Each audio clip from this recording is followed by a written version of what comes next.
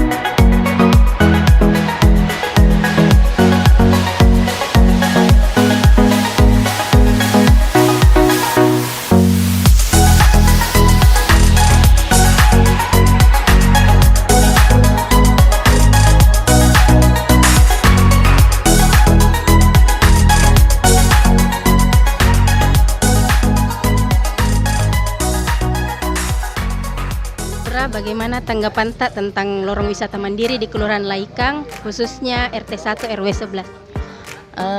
Terkait dengan lorong wisata mandiri yang ada di RT 1 RW 11, saya selaku Lurah Laikang sangat berterima kasih. Harapan saya dengan adanya lorong wisata mandiri ini jangan cuma sampai di sini saja, harus dipelihara, ditingkatkan kebersihannya, dijaga kekompakannya supaya anak-anak kita di sini betah di tempat kita. Terima kasih. Ya, kasih. Pak Camat, bagaimana tanggapan Tak tentang lorong wisata mandiri di RT 1 RW 11? Ya baik, jadi malam hari ini saya berada di RT 1 RW 11 PPS 2 ya, Kelurahan Laikang. Ya, meskipun di sini di RT 1 RW 11 ini belum masuk dalam lorong wisata yang menjadi target dari 10.000 lebih untuk tahun ini, 1096 tahun ini, tetapi luar biasa antusias warga di tempat ini, kebersamaan warga luar biasa sehingga bisa membina kondisi lorong yang sangat baik sekali, terutama potensi lorong, potensi ekonomi dalam hari ini bisa kita kembangkan. Terima kasih Pak. Terima kasih. Bu RT dan Pak RW, kenapa sampai punya inisiatif untuk membenahi lorong wisata mandiri seperti ini?